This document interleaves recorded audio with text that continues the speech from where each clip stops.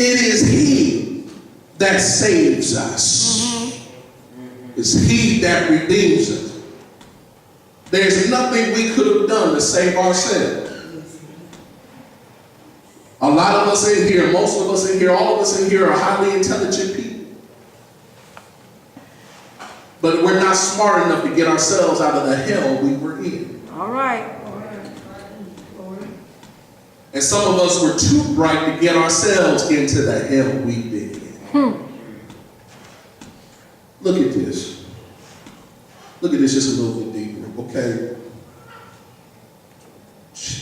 Jesus, well, God loved us so much, He died before we had a chance to think about saving ourselves. While we were yet sinners, He died for the ungodly. Thank you, Lord.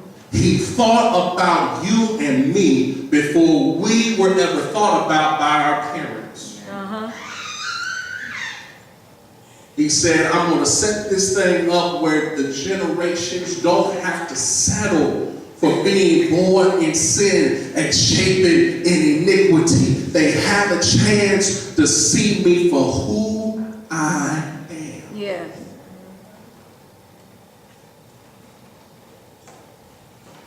More information than ever before. We can go online and look up Bible verses. We can go to BibleGateway.com. I go there all the time to help me study. We gain more information, but then we get too smart to have relationship. That just slows us down and says, look, Lord, I need you more than what's presented around me. So then there's another thing we have to do. We have to embrace God's love activity.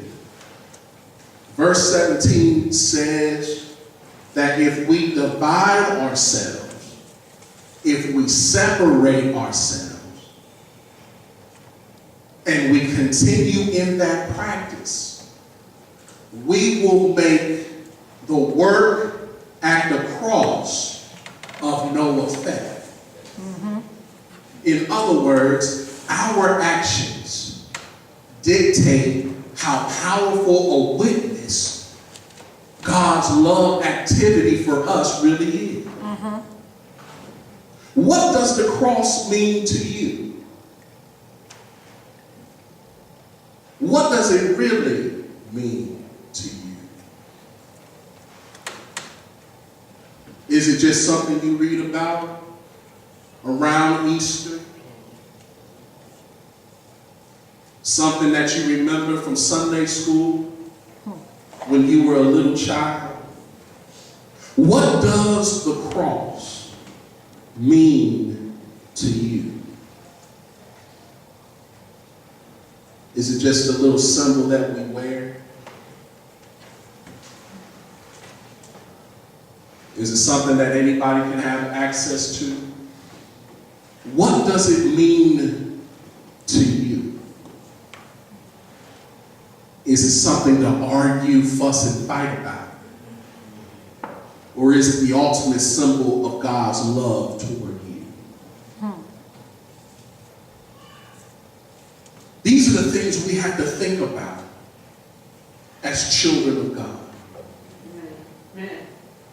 These are the things that we have to demonstrate as children of God. Was His love enough? Was the nails in His hands and the spike through His feet and the thorns on His head enough? Was it enough? Do we need something else to fill this void, or was it enough? Do I live my life as if I was redeemed, or as if my life is cheap? Yes. Was the cross enough?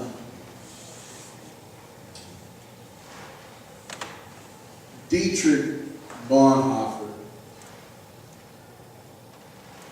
has a book wrote a book years ago called The Cost of Discipleship. And he illustrates the difference between cheap grace and costly grace. He says cheap grace means grace as a doctrine, a principle, a system. It means forgiveness of sins proclaimed as a general truth. The love of God taught as the Christian concept of God. An intellectual assent to the idea, to that idea is held to be of itself sufficient to secure remission of sins. Then he talks about costly grace. He says costly grace is the gospel which must be sought again and again.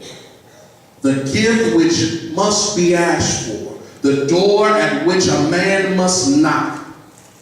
Such grace is costly because it calls us to follow. And it is grace because it calls us to follow Jesus Christ. It is costly because it costs a man his life. And it is grace because it gives a man the only true life. It is costly because it condemns sin, and grace because it justifies the sin. Above all, it is costly because it cost God the life of his Son. Ye were bought at a price. And what has cost God much cannot be cheap for us. Yes. What does the sacrifice of Jesus Christ mean for you?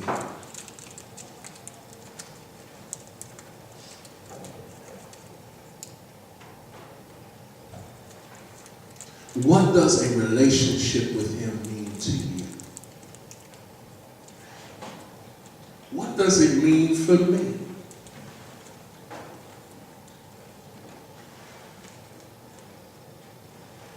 I would rather have a relationship with a God that loved me that much to pay a price I could not pay than settle for something that is frail and incomplete without him. I know this is not what everybody was looking for, but it's a gut check time in the year. We're approaching on the Bible. We're approaching a lot of events in the church. But it's time to assess, where are we in relationship with him? Am I going to get everything he wants from me? Am I going to pursue his face? Am I going to wait for people to push me to him? Or am I going to go and seek his face for myself? Yes. This is the time. Am I going to wait on pastor to say something? Am I going to wait for somebody else to say something? Or is it going to be me seeking him?